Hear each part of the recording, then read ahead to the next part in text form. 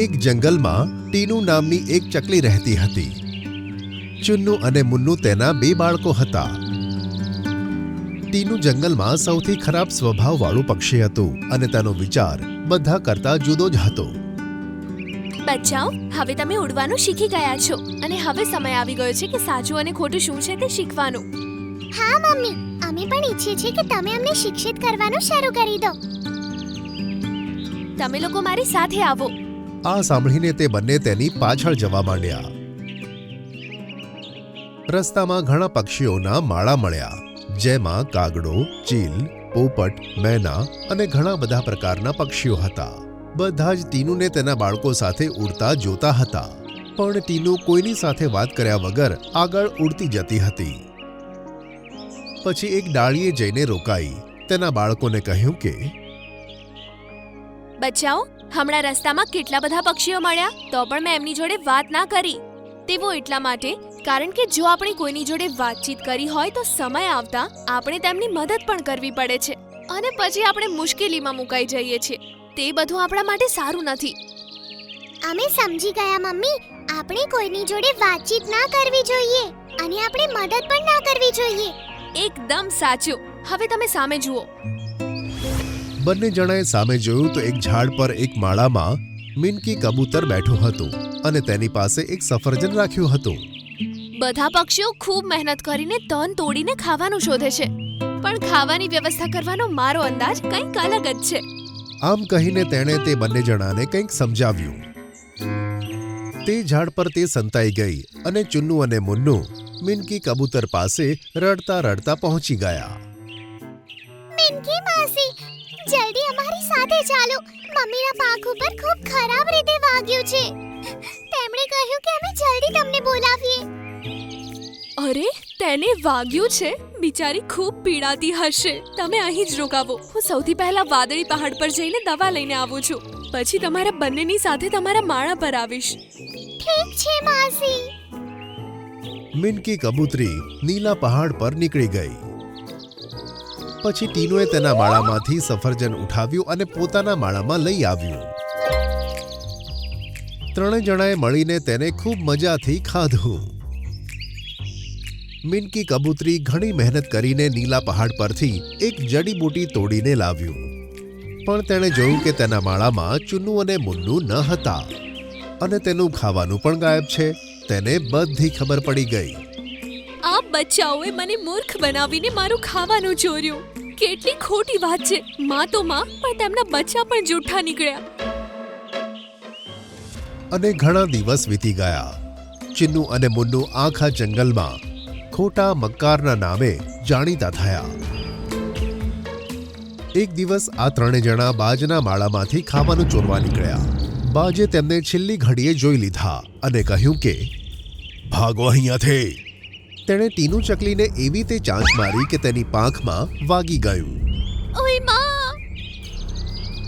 તે પોતાનો જીવ બચાવવા આવી જ હાલતમાં ઉડી ગયું. પોતાના માળા સુધી પહોંચતા તેની આ ઈજા ખૂબ જ વધી ગઈ. અરે બાપરે! બચ્ચાઓ, મને ખૂબ જ દુખે છે. મને નથી લાગતું કે હું વધારે સમય સુધી આ દુખાવાને સહન કરી શકીશ. તમે ચિંતા ના કરો મમ્મી. અમે હમણાં જ કોઈને મદદ માટે બોલાવીએ છીએ. આ બંને હવે મિનકી કબૂતરી પાસે પહોંચ્યા અને બધી વાત કહી દીધી. તમે લોકો આ વખતે મને મૂર્ખ નથી બનાવી શકતા. આ વખતે અમે સાચું કહીએ છીએ. મમ્મીને ખરેખર દુખાય છે માસી. જો તેવું છે તો જાઓ વાદળી પહાડ ઉપર.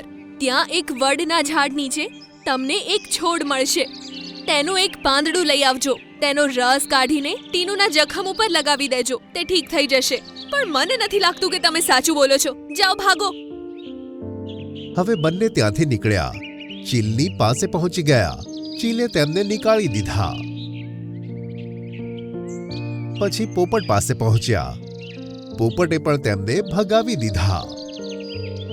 પછી તેઓ સારસ પાસે પહોંચ્યા. તમે લોકો ખોટા છો. અત્યારે ને અત્યારે નીકળી જાઓ અહીંયાથી. હવે બંને બચ્ચાઓ નીલા પહાડે પહોંચી ગયા. ખૂબ જ શોધ્યા પછી તેમને પેલો નાનો છોડ પણ જોવા મળ્યો. પણ તેનું પાંદડું આ બંને કરતા ઘણું મોટું હતું. અરે બાપ રે! આ આટલું મોટું પાંદડું આને આપણે કેવી રીતે લઈ જઈશું? જવું તો પડશે જ, નહીં તો મમ્મીનો જીવ જતો રહેશે. બંને સાથે મળીને એક મોટું પાંદડું ખૂબ જ મહેનતથી તોડ્યું. પછી બંને જણાએ તેનો એક એક છેડો પોતાના પંજામાં પકડીને આકાશમાં ઉડી ગયા. બંનેને આ રીતે જતા જોઈને પોપટ, મેના, બાજ અને ચીલને ઘણી હેરાની થઈ. તેમ છતાં કોઈ પણ તેમની મદદ માટે આગળ ન આવ્યું. બધાને લાગતું હતું કે નક્કી આ તેઓની કોઈ ચાલ છે.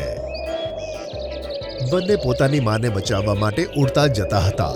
ત્યાં જ એક પવનની લહેર આવી. બંને જણાએ પત્તું પકડ્યું હતું, પણ ભારે પવનના લીધે પત્તું પાછળ જવા માંડ્યું અને સાથે બંને બચ્ચાઓ પણ પાછળ પહોંચી ગયા. હા ભાઈ, આપણે તો પાછળ જઈએ છીએ. કંઈ પણ થઈ જાય, પાંદડાને ના છોડતો. તેમણે પાંદડું ન છોડ્યું અને ઘણે દૂર આવીને રોકાઈ ગયા. ત્યાં જ બંને જણા એક ઝાડ સાથે અથડાયા અને પડી ગયા. ત્યાં સારસ બેઠો હતો અને બીજા પક્ષીઓ પણ તેમનો પીછો કરતા કરતા ત્યાં આવી ગયા હતા. અરે, તમે આ પાંદડા સાથે શું કરો છો? આ તો એક જડીબુટ્ટી છે. મમ્મીને બહુ જ બધું વાગ્યું છે. જે લોકો પાસે મદદ માંગી એ બધાએ અમને જૂઠા સમજ્યા. એટલે અમે જ મમ્મી માટે આ દવા લઈને જતા હતા, પણ હવાની લહેરે અમને પાછળ ધકેલી દીધા. આ સાંભળી બધા પક્ષીઓ ગંભીર થઈ ગયા. કદાચ અમે તમારી મદદ કરી શકતા. અમને વિશ્વાસ નથી આવતો કે તમે સાચું કહો છો. કોઈ વાંધો નહીં, તમે અમારા ઉપર ભરોસો ના કરો, તે જ અમારી સજા છે. જો પહેલેથી જ અમે જંગલના બધા પ્રાણીઓ સાથે હળી મળીને રહેત, મહેનત કરીને ખાત, તો આજે અમે આટલી મોટી મુશ્કેલીમાં ના મુકાત. બધા અમને સાથ આપત. આમ કહીને તેઓ ફરીથી પત્તાને પકડીને ઘણી મુશ્કેલીથી આકાશમાં ઉડવા લાગ્યા. બધા પક્ષીઓએ એકબીજા સામે જોયું અને પછી બધા તેમની પાછળ નીકળી પડ્યા. સારસે તે પાંદડું પોતાના પંજામાં દબાવ્યું. આ જોઈને બંને બાળકો તો ખૂબ જ ખુશ થઈ ગયા. અરે વાહ, તમે બધા અમારી મદદ કરવા આવ્યા છો. હા, અમને લાગે છે કે તમે સાચું કહો છો અને પોતાની ભૂલનો પસ્તાવો પણ કરો છો. તેથી અમે તમારી મદદ કરવા તૈયાર છીએ. આ સાંભળી બંને બચ્ચાઓને ખૂબ જ આનંદ થયો. પછી બધા પક્ષીઓ ટીનુના માળા પાસે આવ્યા. જુઓ મમ્મી, અમારા પ્રિય મિત્રો તમારા માટે દવા લાવીને તમને મદદ કરવા આવ્યા છે. સારસે તે પત્તાને પોતાની ચાંચમાં દબાવ્યું અને થોડાક ટીપા ટીનુ ચકલીના ઘાવ પર પડ્યા. થોડી જ મિનિટોમાં ટીનુ ચકલીનો ઘાવ ઠીક થઈ ગયો. મને હવે સારું લાગી રહ્યું છે. બંને બાળકો પોતાની માને ભેટી પડ્યા અને ટીનુએ કહ્યું કે આજે મને મારી ભૂલોનો પશ્ચાતાપ થાય છે. આજથી હું અને મારા બચ્ચાઓ જંગલના બધા પક્ષીઓની જેમ મહેનત કરીને ખાઈશું અને બધા સાથે હળી મળીને રહીશું. આ રીતે ટીનુ ચકલીએ પોતાના વિચારો બદલ્યા અને એક સારા પક્ષીની જેમ જંગલમાં રહેવા લાગી.